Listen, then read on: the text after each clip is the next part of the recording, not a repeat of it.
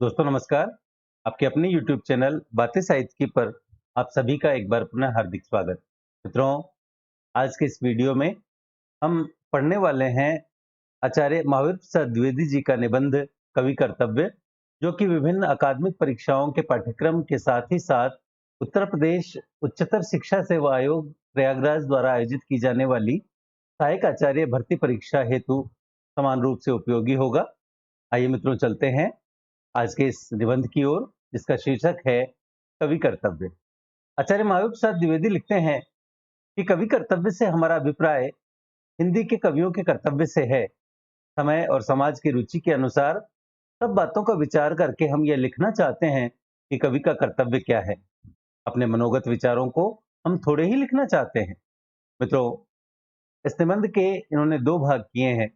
प्रथम भाग में द्विवेदी जी कवि के कर्तव्यों की चर्चा करते हुए कहते हैं कि अतः इस लेख को हम चार ही भागों में विभक्त करेंगे, अर्थात छंद, भाषा, अर्थ और विषय, और इन्हीं की यथाक्रम हम समीक्षा आरंभ करते हैं। आचार्य द्विवेदी ने सर्वप्रथम छंद की समीक्षा की है। छंद, द्विवेदी जी कहते हैं कि गद्य और पद्य दोनों ही में कविता हो सकती है। यह समझना अज्ञानता की पराकाष्ठा है कि जो छंदोबद्ध है अर्थात छंद में है वह सभी काव्य है। कविता का लक्षण जहां कहीं पाया जाए, चाहे वह गद्य में हो चाहे पद्य में, वही काव्य है। लक्षणहीन होने से कोई भी छंदोबद्ध लेख काव्य नहीं कहलाए जा सकते, और लक्षण युक्त होने से सभी गद्यबंध काव्य कक्ष में सन्निविष्ट किए जा सकते हैं। गद्य के विषय में कोई विशेष निर्दिष्ट करने की उतनी आवश्यकता नहीं जितनी पद्य के विषय में है। इसलिए हम यहाँ पर पद्य ही का विचार करेंगे। भाषा, अर्थ और विषय के संबंध में जो कुछ हम कहेंगे वह गद्य के संबंध में भी प्रायः समान भाव में प्रयुक्त हो सकेगा। जिन पंक्तियों में वर्णों या मात्राओं की संख्या नियमित होती है वे छंद कहलाती हैं, और छंदों में जो कुछ कहा जाता है वह पद्य कहलाता है। कोई कोई छंद और पद्य दोनों को एक ही अर्थ का वाचक मानते हैं। जो सिद्ध कवि हैं वे चाहे जिस छंद का प्रयोग करें, उनका पद्य अच्छा ही होता है, परंतु सामान्य कवियों के विषय के अनुकूल छंद योजना करनी चाहिए। जैसे समय विशेष में राग विशेष के गाए जाने से चित्त अधिक चमत्कृत होता है, वैसे ही वर्णन के अनुकूल वृत्त प्रयोग करने से कविता का आस्वादन करने वालों को अधिक आनंद मिलता है। गले में डाली हुई मेखला के समान। मित्रों, मेखला अर्थात कपड़े का एक टुकड़ा जो साधु लोग गले में डाले रहते हैं। द्विवेदी जी कहते हैं कि गले में डाली हुई मेखला के समान वृत्त रूपिणी हारलता को अनुचित स्थान में विनिवेशित करने से कवि की अज्ञानता दर्शित होती है। इस लेख में हम इस बात का विवेचन नहीं करना चाहते कि किस विषय के लिए कौन सा छंद प्रयोग में लाना चाहिए। काव्य के मर्मज्ञ निपुण कवि स्वयमेव जान सकते हैं कि कौन सा छंद कहाँ विशेष शोभावर्धक होगा। प्राचीन संस्कृत कवि इसका पूरा पूरा विचार रखते थे।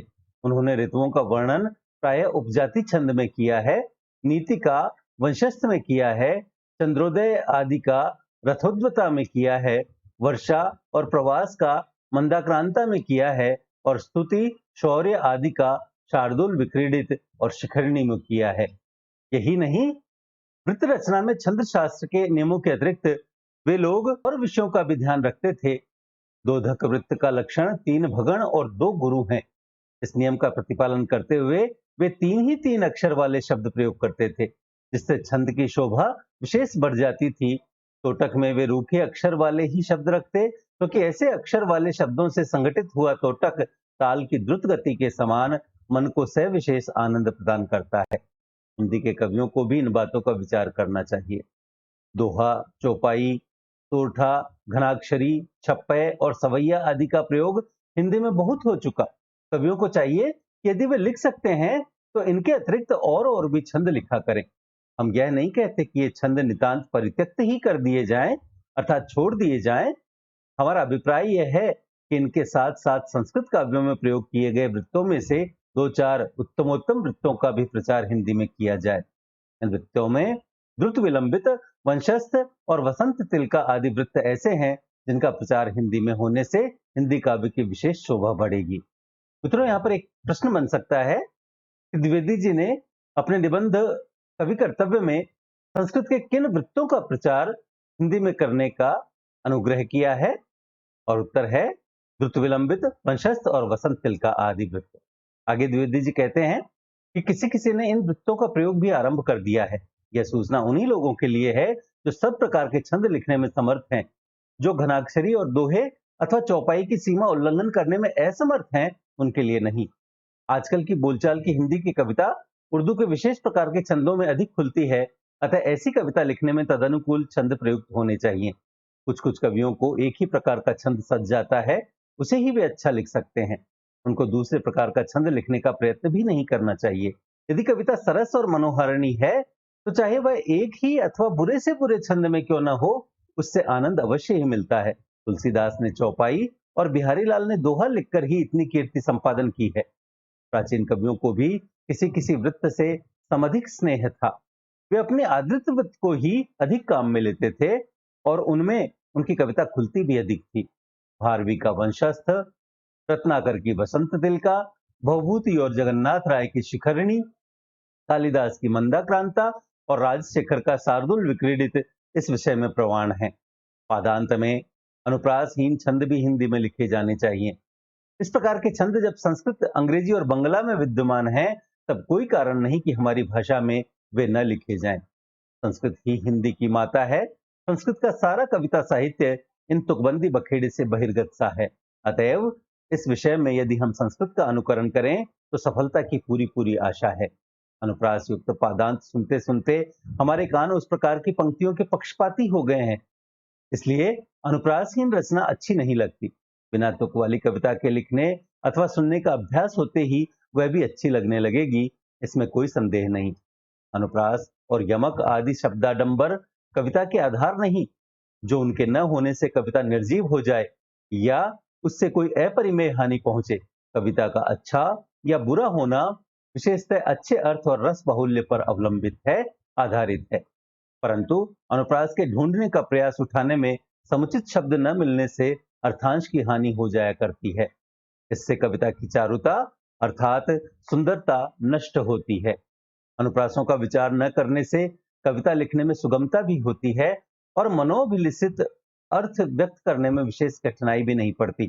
अतएव पादांत में अनुप्रासहीन छंद हिंदी में लिखे जाने की बड़ी आवश्यकता है। संस्कृत में प्रयोग किए गए शिखरणी, वंशस्थ और वसंत तिलका आदि वृत्त ऐसे हैं जिनमें अनुप्रास का न होना काव्य रसिकों को बहुत ही कम खटकेगा।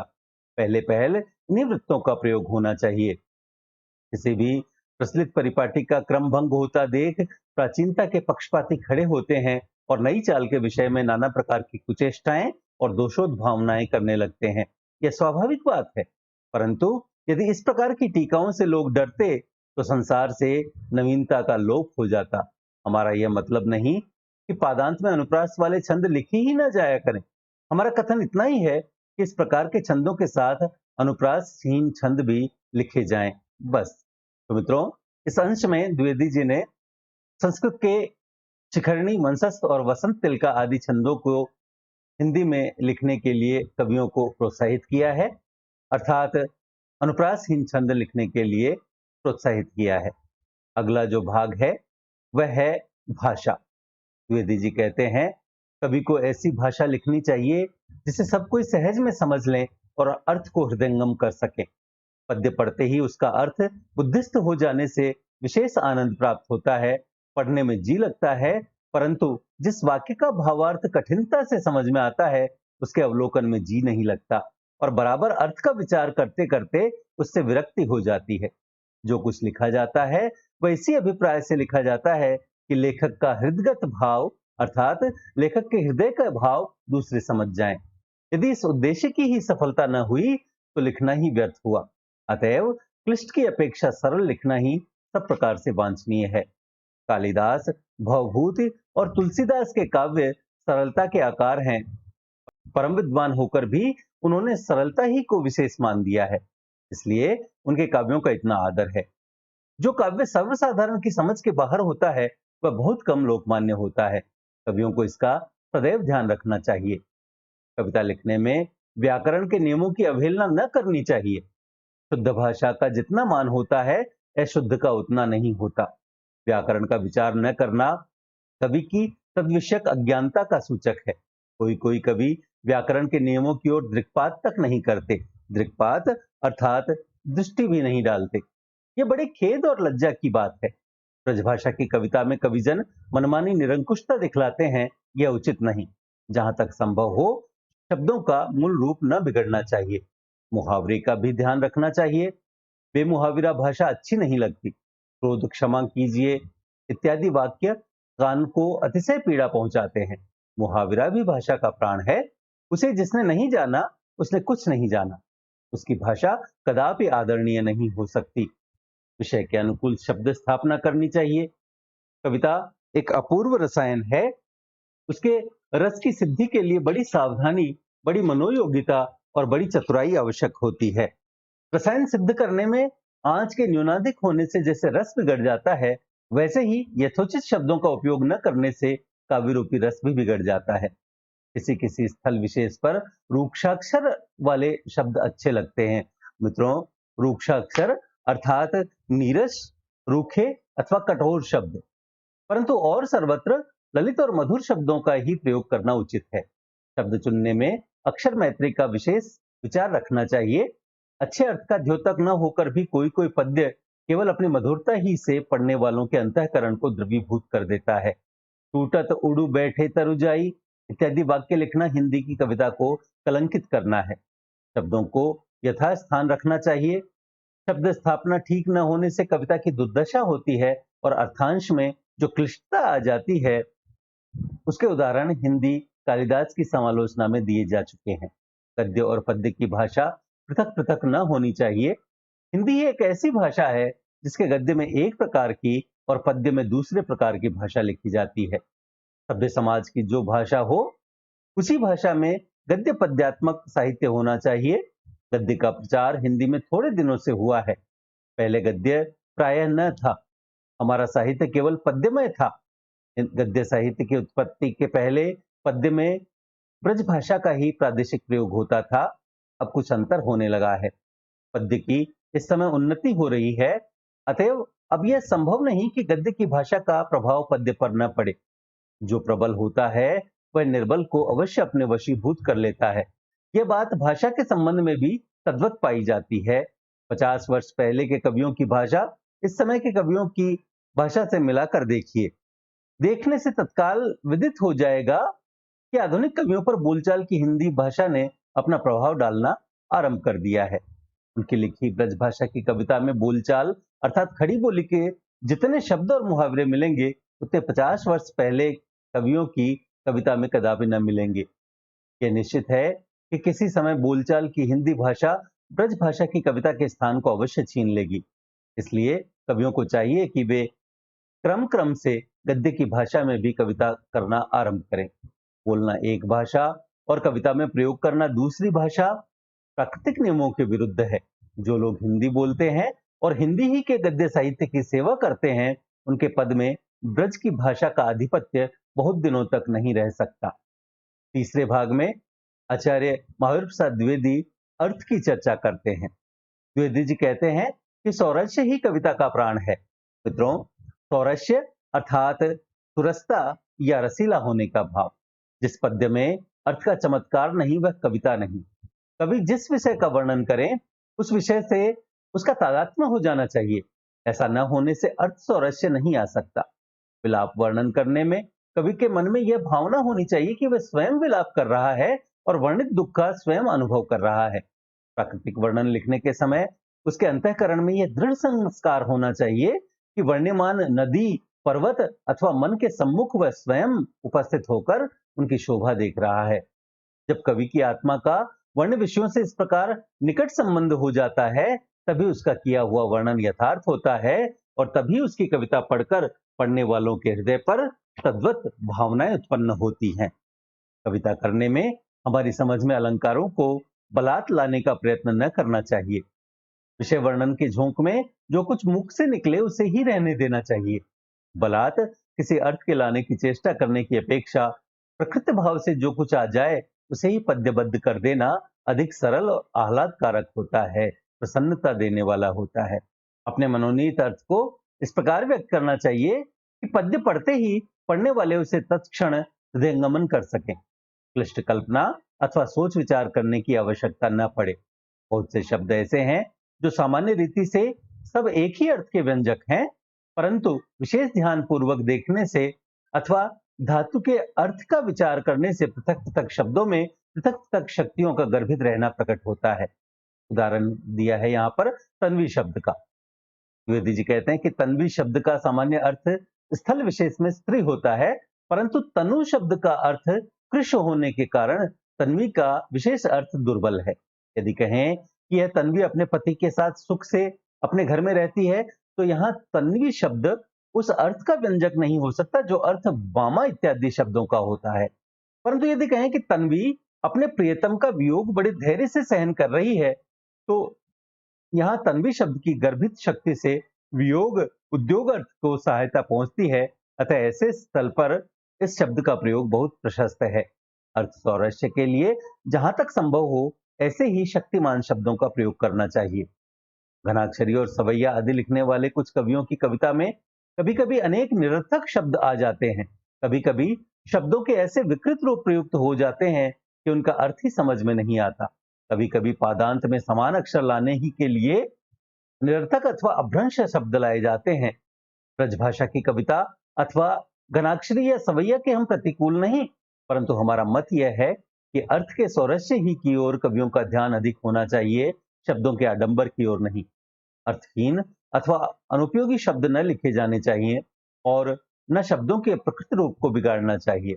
शब्दों के बिगाड़ने से उनके बिगड़े हुए रूप पढ़ने वालों के कान को खटकते हैं और जिस अर्थ में वे प्रयुक्त होते हैं उस अर्थ की वे कभी कभी पोषकता भी नहीं करते। अश्लीलता और ग्राम्यता गर्भित अर्थों से कविता को कभी न दूषित करना चाहिए और न देश काल तथा लोक आदि के विरुद्ध कोई बात कहनी चाहिए। कविता को सरस बनाने का प्रयत्न करना चाहिए। नीरस पद्यों का कभी आदर नहीं होता।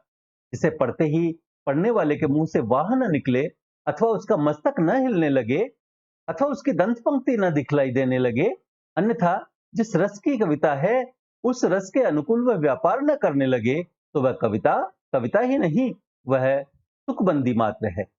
कविता के सरस होने ही से ये उपर्युक्त बातें हो सकती हैं, अन्यथा नहीं। रस ही कविता का सबसे बड़ा गुण है। श्री कंठ चरित के कर्ता ने ठीक कहा है, तैस्तैरलंकृति क्षतेरवत स्थितोपि रूढ़ो महत्यपि पदे धृत सौष्ठवोपि नूनम विना घन रस प्रसराभिषेक काव्याधिराजा पदमर्हति न प्रबंध है। अर्थात सैकड़ों अलंकारों से अलंकृत होकर भी, शब्द शास्त्र के उच्चासन पर अधिरूढ़ होकर भी और सब प्रकार के सौष्ठव को धारण करके भी रस रूपी अभिषेक के बिना कोई भी प्रबंध काव्याधिराज पदवी को नहीं पहुंचता। मित्रों, इसके पश्चात द्विवेदी जी ने विषय की व्याख्या की है। द्विवेदी जी कहते हैं कि कविता का विषय मनोरंजक और उपदेशजनक होना चाहिए। यमुना के किनारे केली कौतूहल का अद्भुत अद्भुत वर्णन बहुत हो चुका। मित्रों, केली कौतूहल अर्थात क्रीड़ा या हंसी मजाक का वर्णन बहुत हो चुका। न परकियाओं पर प्रबंध लिखने की अब कोई आवश्यकता है। मित्रों, परकिया साहित्य में नायिका भेद के अंतर्गत नायिका का एक प्रकार है जो अपने पति की उपेक्षा कर परपुरुष से प्रेम करने वाली नायिका होती है, उसे परकिया कहा जाता है। द्विवेदी लिखते हैं कि न परिकियाओं पर प्रबंध लिखने की अब कोई आवश्यकता है और न स्वकीयाओं के गतागत की पहेली बुझाने की। मित्रों, स्वकीया अर्थात वह नायिका जो अपने ही पति में अनुराग रखने वाली होती है, और गतागत मित्रों साहित्य में एक प्रकार का शब्दालंकार होता है जिसमें पदों या चरणों की रचना इस प्रकार की जाती है कि उन्हें सीधी तरह पढ़ने पर जो अर्थ निकलता है वही अर्थ उलटकर पढ़ने पर भी निकलता है। जैसे आपने संभवतः एक गतागत सुना होगा, राधा की बूनी में नींबू की धारा। इसको चाहे आप सीधे पढ़ें चाहे उल्टा, अर्थ एक ही निकलता है। तो द्विवेदी जी लिखते हैं कि न परकियाओं पर प्रबंध लिखने की अब कोई आवश्यकता है और न स्वकीयाओं के गतागत की पहेली बुझाने की। चींटी से लेकर हाथी पर्यंत, पशु भिक्षु से लेकर राजा पर्यंत मनुष्य, बिंदु से लेकर समुद्र पर्यंत जल, अनंत आकाश, अनंत पृथ्वी, अनंत पर्वत, सभी पर कविता हो सकती है। सभी से उपदेश, सभी के वर्णन से मनोरंजन हो सकता है। फिर क्या कारण है इन विषयों को छोड़कर कोई कोई कवि स्त्रियों की चेष्टाओं का वर्णन करना ही कविता की चरम सीमा समझते हैं। केवल अविचार और अंध परंपरा मेघनाद वध अथवा यशवंतराव महाकाव्य वे नहीं लिख सकते, तो उनको ईश्वर की निस्सीम सृष्टि में से छोटे छोटे सजीव अर्थात निर्जीव पदार्थों को चुनकर उन्हीं पर छोटी छोटी कविताएं करनी चाहिए। अभ्यास करते करते शायद कभी किसी समय वे इससे अधिक योग्यता दिखलाने में समर्थ हों, और दंडी कवि के कथनानुसार शायद कभी वाग्देवी अर्थात सरस्वती उन पर सचमुच ही प्रसन्न हो जाए। नायिका के हाव भाव आदि के वर्णन का अभ्यास करने वालों पर भी सरस्वती की कृपा हो सकती है, परंतु तदर्थ उसकी उपासना न करना ही अच्छा है। संस्कृत में सहस्रशः उत्तमोत्तम काव्य विद्यमान है, अतः उस भाषा में काव्य प्रकाश, ध्वन्यालोक, कुवलयानंद, रस तरंगिणी आदि साहित्य के अनेक लक्षण ग्रंथों का होना अनुचित नहीं, परंतु हिंदी भाषा में सत्काव्य का प्राय अभाव है। इस कारण अलंकार और रस विवेचन के झगड़ों से जटिल ग्रंथों के बनने की हम कोई आवश्यकता नहीं देखते। हेला हाव का लक्षण। मित्रों, हेला हाव संयोग श्रृंगार के अंतर्गत नायिका द्वारा आंखें नचाकर किया जाने वाला एक हाव भाव है। द्विवेदी जी कहते हैं कि हेला हाव का लक्षण और उसका चित्र देखने से क्या लाभ, अथवा दीप का अलंकार व उसके सूक्ष्म से भी सूक्ष्म भेदों को जानने का क्या उपयोग। मित्रों, दीप का अलंकार अर्थात दीपक अलंकार वह अलंकार है जहां प्रस्तुत अर्थात उपमेय और अप्रस्तुत अर्थात उपमान का एक ही धर्म स्थापित किया जाता है। एक उदाहरण देखें। देखें ते मन ना भरे, तन की मिटे न भूख, बिन चाखे रस ना मिले, आम कामिनी ऊख।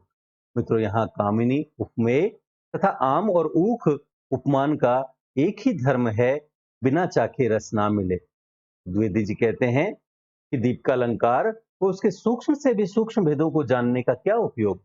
हिंदी में ऐसे कितने काव्य हैं जिनमें ये भेद पाए जाते हैं। हमारी अल्प बुद्धि के अनुसार रस कुसुमाकर और जसवंत जशोभूषण के समान ग्रंथों की इस समय आवश्यकता नहीं। इनके स्थान में यदि कोई कवि किसी आदर्श पुरुष के चरित्र का अवलंबन करके एक अच्छा काव्य लिखता तो उससे हिंदी साहित्य को अलभ्य लाभ होता। कनिष्ठा और ज्येष्ठा का भेद। मित्रों, कनिष्ठा और ज्येष्ठा नायिका भेद के अंतर्गत आते हैं। नायिकाओं के प्रकार हैं। द्विवेदी जी कहते हैं कनिष्ठा और ज्येष्ठा का भेद और उनके चित्र देखें तो क्या और न देखें तो क्या, और उत्प्रेक्षा अलंकार का लक्षण नामानुसार सिद्ध हो गया तो क्या और न सिद्ध हुआ तो क्या। नायिकाओं के भी झगड़ों में उलझने से हानि के अतिरिक्त लाभ की कोई संभावना नहीं। हिंदी काव्य की हीन दशा को देखकर कवियों को चाहिए कि वे अपनी विद्या, अपनी बुद्धि और अपनी प्रतिभा का दुरुपयोग इस प्रकार के ग्रंथ लिखने में न करें। अच्छे काव्य लिखने का उन्हें प्रयत्न करना चाहिए। अलंकार, रस और नायिका निरूपण बहुत हो चुका। इस समय कवियों का एक दल कवि समाजों और कवि मंडलों में बद्ध होकर समस्या पूर्ति करने में व्यग्र हो रहा है। इन पूर्तिकारों में से कुछ को छोड़कर शेष कविता के नाम की भी बड़ी ही अवहेलना कर रहे हैं। इनको चाहिए कि बिना योग्यता संपादन किए समस्या पूर्ति करने के झगड़े में न पड़े। अच्छी समस्या पूर्ति करना असाधारण प्रतिभावान का काम है। एक साधारण कवि अपने मनोनुकूल विषय पर एक ही घड़ी में चाहे 50 पद्य लिख डाले और वे सब चाहे अच्छे भी हों, परंतु किसी समस्या के टुकड़े पर अच्छी कविता करने में वह शायद ही सफल मनोरथ होगा। समस्या पूर्ति के लिए असामान्य कौशल और प्रबल प्रतिभा की आवश्यकता है। इस समय प्रतिभा का पूरा पूरा विकास बहुत कम देखा जाता है, इसलिए समस्याओं की पूर्ति भी प्राय अच्छी नहीं होती। हमारी यह सम्मति है कि समस्या पूर्ति के विषय को छोड़कर अपनी अपनी इच्छा के अनुसार विषयों को चुनकर कवि को यदि बड़ी न हो सके तो छोटी ही छोटी स्वतंत्र कविता करनी चाहिए, क्योंकि इस प्रकार की कविताओं का हिंदी में अभाव है। संस्कृत और अंग्रेजी काव्यों का अनुवाद हिंदी में करने की और भी कवियों की रुचि बढ़ने लगी है, परंतु स्वतंत्र कविता की अपेक्षा दूसरे की कविता का अनुवाद अन्य भाषा में करना बड़ा कठिन काम है। एक शीशी में भरे हुए इत्र को जब दूसरी शीशी में डालने लगते हैं, तब डालने में ही पहले कठिनता उपस्थित होती है, और यदि बिना दो चार बूंद इधर उधर टपके वह शीशी में चला भी गया तो इस उलटफेर में उसके सुवास का विशेषांग अवश्य उड़ जाता है, उसकी सुगंध उड़ जाती है। एक भाषा की कविता का दूसरी भाषा में अनुवाद करना मूल कवि का अपमान करना है, क्योंकि अनुवाद के द्वारा उनके गुणों का ठीक ठीक परिचय न होने के कारण पढ़ने वालों की दृष्टि में वह हीन हो जाता है। इसलिए किसी पुस्तक का अनुवाद आरंभ करने के पहले अनुवादक को अपनी योग्यता का विचार कर लेना नितांत आवश्यक है। सच है कि जो अच्छा कवि है वही अच्छा अनुवाद करने में समर्थ हो सकता है, दूसरा नहीं। परंतु अच्छा कवि होना भी दुर्लभ है। महाकवि मक्खक ने ठीक कहा है, कान्य रत्नानि न सन्ति येषां सुवर्ण संघेन च येन पूर्णाः तेरीति मात्रेण दरिद्र कल्पा यान्तीश्वरत्वं ही कथम कवीनाम। अर्थात अर्थरत्न और स्वर्ण समूह से जो परिपूर्ण नहीं है, वे महादरिद्री लोग केवल रीति मात्र का अवलंबन करके कवीश्वर की पदवी कदापि नहीं पा सकते।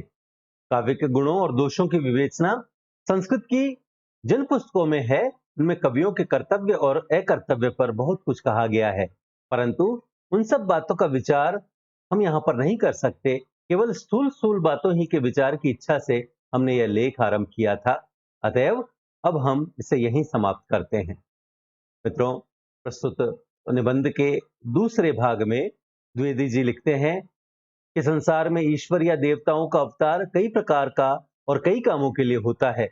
अलौकिक कार्य करने वाले प्रतिभाशाली मनुष्य ही अवतार हैं। स्वाभाविक कवि भी एक प्रकार के अवतार हैं। इस पर कदाचित कोई प्रश्न करे कि अकेले कवि ही क्यों अवतार माने गए और लेखक इस पर न बिठाए गए, तो यह कहा जा सकता है कि लेखक का समावेश कवि में है, पर कवियों में कुछ ऐसी विशेष शक्ति होती है जिसके कारण उनका प्रभाव लोगों पर बहुत पड़ता है। अब मुख्य प्रश्न यह है कि कवि का अवतार होता ही क्यों है। पहुंचे हुए पंडितों का कथन है कि कवि भी धर्म संस्थापनार्थाय उत्पन्न होते हैं। उनका काम केवल तुक मिलाना या पावस पचासा लिखना ही नहीं है। मित्रों, यहाँ यह स्पष्ट कर दें कि पावस पचासा अंबिका दत्त व्यास की रचना है। प्रस्तुत कथन के माध्यम से संभवतः यहाँ पर द्विवेदी जी ने अंबिका दत्त व्यास की आलोचना की है। द्विवेदी जी कहते हैं कि उनका काम केवल तुक मिलाना या पावस पचासा लिखना ही नहीं है। तुलसीदास ने कवि होकर वैष्णव धर्म की स्थापना की है, मत मतांतरों का भेद मिटाया है और ज्ञान के पंथ को कृपाण की धार बताया है। प्राय उसी प्रकार का काम दूसरे रूप में सूरदास, कबीर और लल्लू लाल ने किया है। हरिश्चंद्र ने सूरता, स्वदेश भक्ति और सत्य प्रेम का धर्म चलाया है। जिन कवियों ने केवल संस्कृत भाषा का ही भंडार भरा है, वे भी किसी न किसी रूप में लोगों के उपदेशक थे। हिंदी के जितने कवि प्रसिद्ध हैं, उन्होंने देश, काल, अवस्था और पात्र के अनुसार ही कविता की है। दूसरे देशों और दूसरी भाषाओं के कवियों का नाम लेने की यहाँ आवश्यकता नहीं, क्योंकि हिंदी के पूर्ववर्ती कवियों ने समय समय पर अपने कर्तव्य को समझा है और उसका पालन भी किया है। राजा शिव प्रसाद सदृश इतिहासकारों ने भी अवतार का काम किया है, यद्यपि उनके विचारों को लोग मानते नहीं। सारांश यह है कि कवियों को ऐसा करना पड़ता है। वे स्वभाव ही से ऐसा करते हैं कि संसार का कल्याण हो और इस प्रकार उनका नाम आप ही आप अमर हो जाए। भूषण के समान कवियों ने तो राजनीतिक आंदोलन तक उपस्थित कर दिया है। पूर्ण कवि ने हमें यह उपदेश दिया है कि जो लोग बोलचाल की भाषा से किसी प्रकार अप्रसन्न हैं, वे भी अपनी पुरानी ब्रज अर्थात कविता की बोली को बिना तोड़े मरोड़े काम मिला सकते हैं और यदि वे चाहें तो बोलचाल की भाषा में भी कविता कर सकते हैं। सारांश यह है कि कविता ही के लिए कविता करना एक तमाशा है। हिंदी में कविता संबंधी इस प्रकार के लेख पढ़कर बाहर के लोग यह अनुमान कर सकते हैं कि कदाचित हिंदी के कवि अपना कर्तव्य नहीं जानते, नहीं तो उनके लिए ऐसा लेख न लिखा जाता। यदि कोई मराठी या बंगला के समाचार पत्र या मासिक पत्र पढ़े तो उसे उनमें ऐसे लेख न मिलेंगे। ऐसे लेख उन भाषाओं में कम से कम 40 वर्ष पहले निकल चुके हैं और उन लेखों के अनुसार उन भाषाओं की कविता इतने समय में इतनी ऊंची हो गई है कि समालोचकों के लिए जन्म भर विचार करने की सामग्री तैयार है। भाषा या साहित्य की जब जैसी अवस्था होती है, तब उसमें उसी प्रकार के लेख निकलते हैं। हम यहाँ पर इस विषय का एक उदाहरण देते हैं। एक बार छत्तीसगढ़ मित्र में हिंदी व्याकरण के विषय में कुछ लेख निकले थे। उस पर एक महाराष्ट्र सज्जन ने बंबई से संपादक से पूछा कि क्या हिंदी में व्याकरण नहीं है।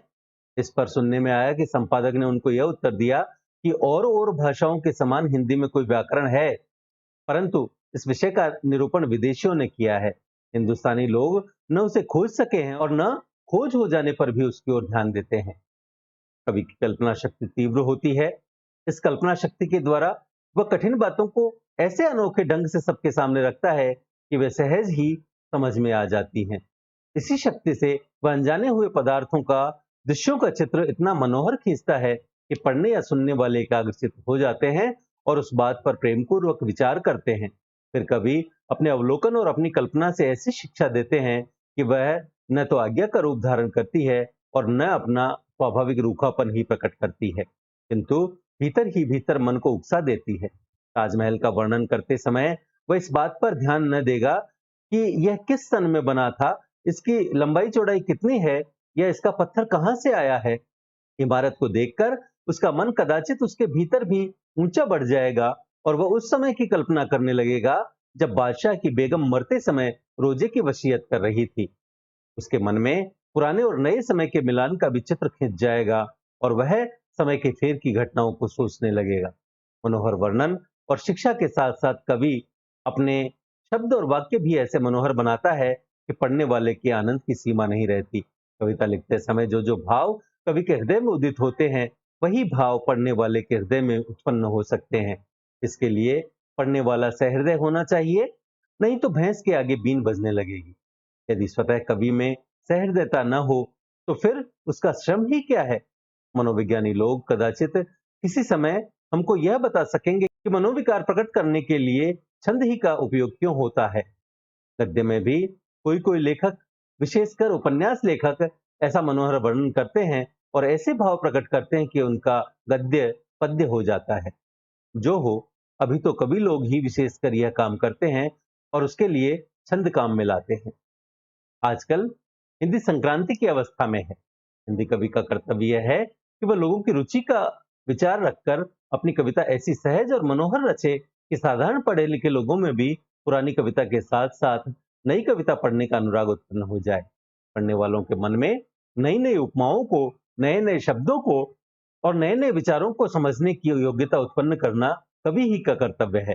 जब लोगों का झुकाव इस ओर होने लगे, तब समय समय पर कल्पित अथवा सत्य आख्यानों के द्वारा सामाजिक, नैतिक और धार्मिक विषयों की मनोहर शिक्षा दे। जब जो विषय उसके अवलोकन में आवे, तब उसी पर अपनी स्वाभाविक शक्ति से कविता लिखकर लोगों को परोक्ष रूप से सचेत करे। कविता के प्रभाव का एक छोटा सा उदाहरण सुनिए। पद्माकर कवि के घराने में लोगों के विवाह के समय कवित्त पढ़ने की चाल है। उनकी जाति के लोग कहते हैं कि वह चाल पद्माकर के समय से चली है और वह अब तक चली जाती है। क्या यह बात आजकल के कवियों में नहीं हो सकती? जान पड़ता है कि अब के कवि खद्योत सम जह तह करें प्रकाश। जिसने यह दोहा लिखा है उसको बड़ी दूर की सूझी है। बोलचाल की भाषा में आज तक कोई कविता ऐसी नहीं बनी जिसका प्रचार चंद्रकांता के समान साधारण पढ़े लिखे लोगों में भी हुआ हो। तय दोष होने पर भी इस उपन्यास के कारण पुरुषों और स्त्रियों में उपन्यास पढ़ने की रुचि उत्पन्न हुई है। इसी प्रकार जब बोलचाल की भाषा की कविता को या आजकल के और दूसरे पद्यों को साधारण लोग भी पढ़ने लगे, तब समझना चाहिए कि कविता और कवि लोकप्रिय है। आजकल तो संस्कृत भरी कविता का रचा जाना और भी अधिक हानिकारक है। सारांश यह है, यदि आजकल की कविता में शास्त्रोक्त गुणों को छोड़कर नीचे लिखे हुए गुण हो तो संभव है कि वह लोकप्रिय होगी। मित्रों, आजकल की कविता में द्विवेदी जी ने निम्न गुण बताए हैं। प्रथम, कविता में साधारण लोगों की अवस्था, विचार और मनोविकारों का वर्णन हो। दूसरा, उसमें धीरज, साहस, प्रेम और दया आदि के गुणों के उदाहरण रहें। तीसरा, कल्पना सूक्ष्म और उपमादिक अलंकार गूढ़ न हो। चौथा, भाषा सहज, स्वाभाविक और मनोहर हो। और पांचवा, छंद सीधा, परिचित, सुहावना और वर्णन के अनुकूल हो। तो मित्रों, यह था आचार्य महावीर प्रसाद द्विवेदी कृत निबंध कवि कर्तव्य। आशा है आपको हमारा यह प्रयास पसंद आया होगा। वीडियो को लाइक करें, अपने मित्रों के साथ साझा करें। पीडीएफ तथा अन्य सहायता के लिए हमसे टेलीग्राम पर जुड़ें। बातें साहित्य की चैनल को सब्सक्राइब करें और भविष्य के सभी वीडियोस की सूचना अपने तक सबसे पहले पहुंचाने के लिए घंटी वाला बटन दबाएं और देखते रहें बातें साहित्य की। धन्यवाद।